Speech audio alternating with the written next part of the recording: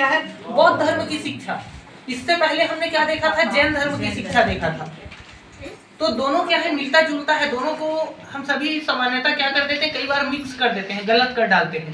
जैन धर्म में हमने क्या देखा था, त्रिरत्न और पंच महाव्रत और 10 लक्षण है ना, और 18 पाप, और क्या देखा था, 24 तीर्थकर, ये देखा था। बस इतना ही है। तो कई लोग जो है ये सभी चीजों को बताते थे, अष्टांग मार्गों वाले को बता देते थे। अष्टांग मार्ग अलग है ना। त्रिरत्न में क्या है, केवल सम्यक दर्शन, सम्यक ज्ञान, सम्यक चरित्र, सिंपल सा है ना। कल उदाहरण देके भी मैं बताया था, अच्छा देखोगे तो अच्छा सीखोगे, और अच्छा सीखोगे तो अच्छा चरित्र बनेगा। तो सम्यक दर्शन, सम्यक ज्ञान, सम्यक चरित्र, ठीक है। अभी आज हम देखेंगे बौद्ध धर्म की शिक्षा। वो जैन धर्म की शिक्षा था, आज हम देखेंगे बौद्ध धर्म की शिक्षा। ये एक ही बार में समझ आ जाएगा, ठीक है, अगर एकदम ध्यान से समझोगे तो। यहाँ देखिए बौद्ध धर्म की शिक्षा, तो वहां पर महावीर, वर्धमान महावीर स्वामी को देखे थे जैन धर्म की शिक्षा में। अभी हम बौद्ध धर्म की शिक्षा में क्या करेंगे, कौन सा बुक चाहिए क्या, कॉपी कहाँ, इधर कॉपी। तो देखो जैन धर्म की शिक्षा में हमने वर्धमान महावीर स्वामी के बारे में बात किया था। अभी हम बौद्ध धर्म की शिक्षा में गौतम बुद्ध के बारे में बात करेंगे, ठीक है। देखिए यहाँ पर बौद्ध धर्म की शिक्षा, तो बौद्ध धर्म की शिक्षा क्या है, कहाँ से ज्ञात हुआ हमको बौद्ध धर्म के बारे में जानकारी। तो गौतम बुद्ध ने जो है सारनाथ में अपना क्या किया, प्रवचन दिया, है ना, धर्म का प्रवचन दिया गौतम बुद्ध ने। गौतम बुद्ध के बारे में जब मैं बताया था तो ये सब बताया था, कहाँ उसका जो है पहले वो क्या किया, घर को छोड़ा, उसका जाके सब वो जो है ज्ञान प्राप्त किया, फिर उसके बाद वो धर्म प्रचार करने निकल गया, फिर लास्ट में समाधि प्राप्त हुआ उसको, ये सभी बताया था। तो प्रवचन कहाँ दिया, धर्म का प्रवचन वो सारनाथ में दिया, है ना, बनारस के पास है, यूपी में सारनाथ, ठीक है, जहाँ पर सम्राट अशोक का अशोक स्तंभ है ना, जो नोट में छपा रहता है ना, वो अशोक स्तंभ वास्तव में कहाँ पर है, सारनाथ में, ठीक है। तो बौद्ध धर्म की शिक्षा में हम सबसे पहले गौतम बुद्ध के बारे में देखते हैं। गौतम बुद्ध ने सारनाथ में जो प्रवचन दिया था, उसी प्रवचन को आज हम बौद्ध धर्म की शिक्षा के नाम से जानते हैं, ठीक है। जैन धर्म अलग है। जैन धर्म में ऐसा नहीं है कि वर्धमान महावीर स्वामी ने जो बोला उसी को जैन धर्म के नाम से जानते हैं। वर्धमान महावीर स्वामी के पहले से ही जैन धर्म था, बस वर्धमान महावीर स्वामी ने कुछ चीजें जोड़ा उसमें, एक्स्ट्रा नया चीज। लेकिन बौद्ध धर्म तो क्या हुआ, गौतम बुद्ध के आने से ही बौद्ध धर्म बना, उससे पहले नहीं था बौद्ध धर्म। गौतम बुद्ध के आने से ही क्या हुआ, बौद्ध धर्म बना, ठीक है। तो बौद्ध धर्म की शिक्षा में हम क्या बोलेंगे, गौतम बुद्ध ने सारनाथ में जो प्रवचन दिया, इसी को हम बौद्ध धर्म की शिक्षा के नाम से आज जानते हैं। बौद्ध धर्म की शिक्षा अगर बोले तो दो चीज को बस बताना है। पहला चीज है 4 आर्य सत्य।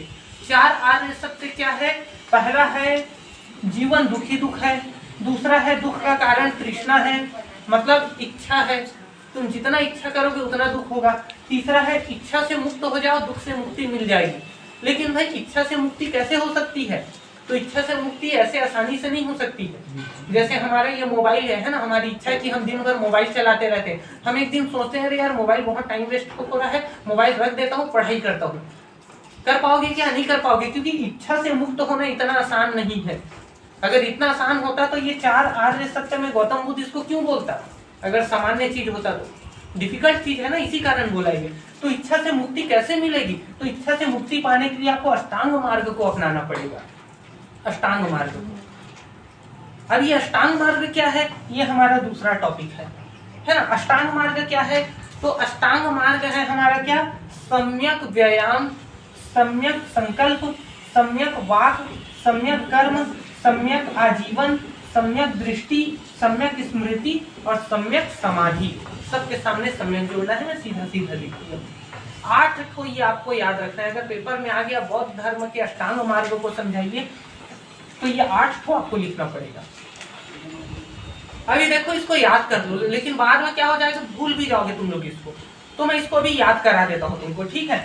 यहाँ पर देखो सम्यक व्यायाम और सम्यक संकल्प। व्यायाम और संकल्प से क्या बन रहा है, व्यास, है ना, व्या और स, व्यास। व्यास जानते हो ना, व्यास किसको बोलते हैं, ये हमारा वृत्त होता है, केंद्र से यहाँ तक त्रिज्या कहलाता है। और पूरा ऐसे जोड़ दिए तो ये व्यास कहलाता है, डायमीटर बोलते हैं अंग्रेजी में। तो ये व्यास, व्यास से क्या बन जाएगा, व्यायाम और संकल्प। ठीक है, अब यहाँ पर मैं लिखता हूँ क्या, वाक, वाक, वाक से वा से क्या हो जाएगा, वाक, और क से कर्म, वाक। अब यहाँ पर देखिए, यहाँ पर क्या है, आजीवन, दृष्टि, स्मृति और समाधि को मैं मिला के बना रहा हूँ। आ ले लेता हूँ और ये दृ ले लेता हूँ और ये आधा स ले लेता हूँ और ये पूरा स ले लेता हूँ, दृश्य है ना। व्यास, वाक, आदृश्य, ये तीन शब्दों को याद रखना, व्यास, वाक, आदृश्य। व्यास में व्या का मतलब व्यायाम, स का मतलब संकल्प, वाक में वा का मतलब वाक और क का मतलब कर्म, और आदृश्य में आ का मतलब आजीवन, दृ का मतलब दृष्टि, आधा स का मतलब स्मृति, पूरा स का मतलब समाधि। बस सब ये पेपर में नहीं लिखना, ये याद करने के लिए है। याद हो जाएगा, ये सबको लिख देना, इसके सामने सम्यक सम्यक जोड़ देना, ये हो जाएगा हमारा अष्टांग मार्ग।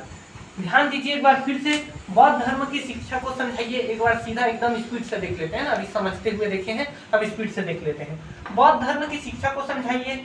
तो बौद्ध धर्म की शिक्षा है ना, बौद्ध धर्म गौतम बुद्ध ने सारनाथ में जो प्रवचन दिया था, है ना, धर्म का ज्ञान जो सबको दिया था, गौतम बुद्ध ने सारनाथ में जो प्रवचन दिया था, इसी प्रवचन को जो है आज हम बौद्ध धर्म की शिक्षा के नाम से जानते हैं। बौद्ध धर्म की शिक्षा में दो इंपॉर्टेंट चीज है, पहला है 4 आर्य सत्य और दूसरा है अष्टांग मार्ग। 4 आर्य सत्य क्या है, 4 ठो सत्य है जो गौतम बुद्ध ने बताया था।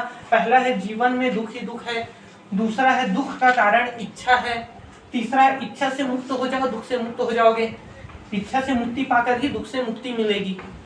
चौथा क्या है, इच्छा से मुक्ति कैसे मिलेगी, तो इच्छा से मुक्ति पाने के लिए आपको अष्टांग मार्ग को अपनाना पड़ेगा। अब ये अष्टांग मार्ग क्या है, ये हमारा अगला टॉपिक है। अष्टांग मार्ग क्या है, तो सम्यक व्यायाम, सम्यक संकल्प, सम्यक वाक, सम्यक कर्म, सम्यक आजीवन, सम्यक दृष्टि, सम्यक स्मृति और सम्यक समाधि। ठीक है, ये इतना सारा चीज याद कैसे करेंगे, तो सम्यक याद मत करो, सबके सामने सम्यक लगाना है, बस अंदर का याद कर दो। तो क्या है, व्यायाम और संकल्प, व्यास है ना, व्यास, वाक, आदृश्य। व्यास मतलब व्यायाम, संकल्प, वाक मतलब वाक, कर्म, और आदृश्य मतलब आजीवन, दृष्टि, स्मृति और समाधि। व्यास, वाक, आदृश्य, ये तीन चीज को याद रखना, आपको अष्टांग मार्ग याद हो जाएगा, है ना, व्यास, वाक, आदृश्य। अभी देखिए एक चीज और है ना, इसके बारे में, बौद्ध धर्म के बारे में एक चीज छूट गया, मैं यहीं पर बता देता हूँ।